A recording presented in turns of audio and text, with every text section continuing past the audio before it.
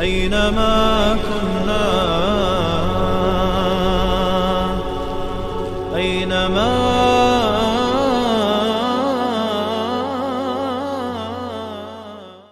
بسم الله والحمد لله والصلاة والسلام على رسول الله. اما بعد، السلام علیکم و رحمت الله و برکاته. یکی از آن نام های الله این المؤمن می باشد که در قرآن یک بار وارد شده است.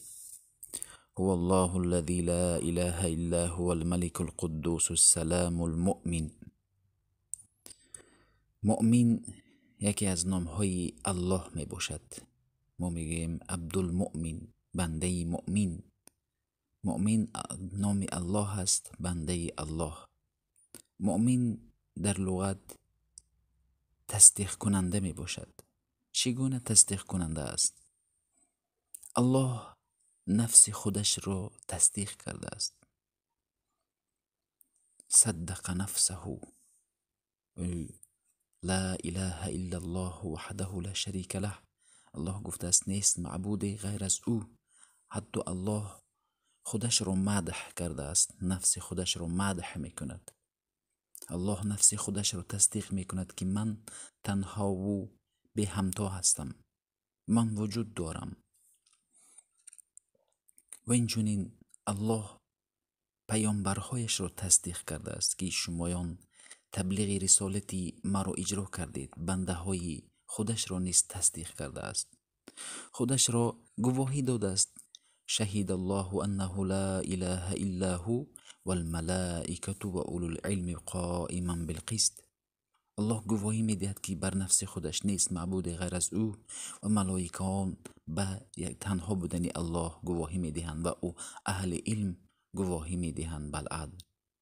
الله پیامبرهایش را تصدیق میکند. برای همین نام الله مؤمن است.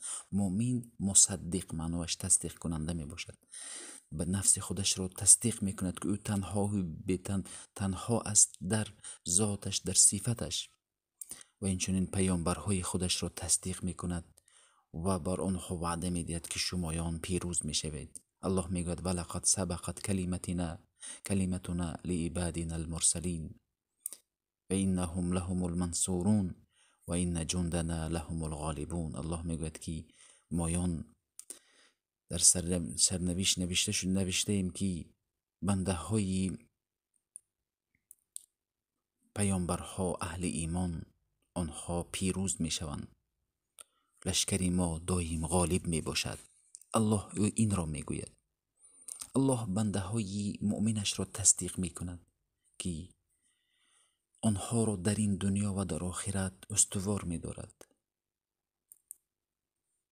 ان الذين قالوا ربنا الله ثم استقاموا فلا خوف عليهم ولا هم يحزنون. الله میگوید البته کسانی که ایمان آوردند و بر کلمه الله استوار ایستادند در این دنیا خوف و در آخرت نیست، در آینده خوف نیست و آنها غمگین نمی شوند.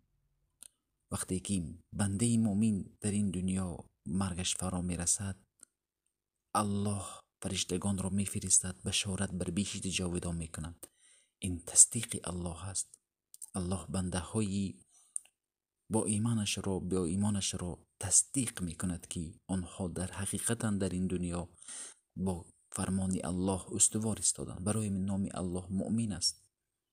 پیامبرها و بنده های صالحش را تصدیق می کند که آنها استوار ایستادند و در آخرت آنها را استوار می دارد و در قبر استوار می دارد. تصدیق می کند که آن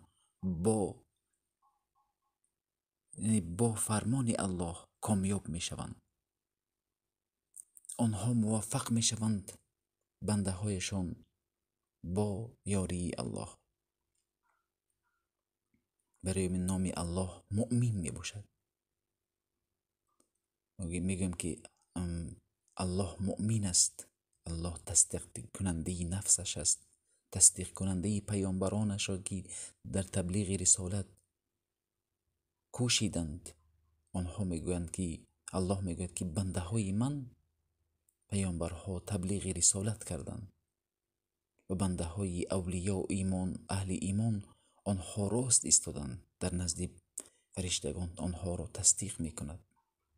برای من الله مؤمن است، تصدیق کننده. این بود شرح مختصر نام الله المؤمن. السلام علیکم و رحمت الله و برکاته.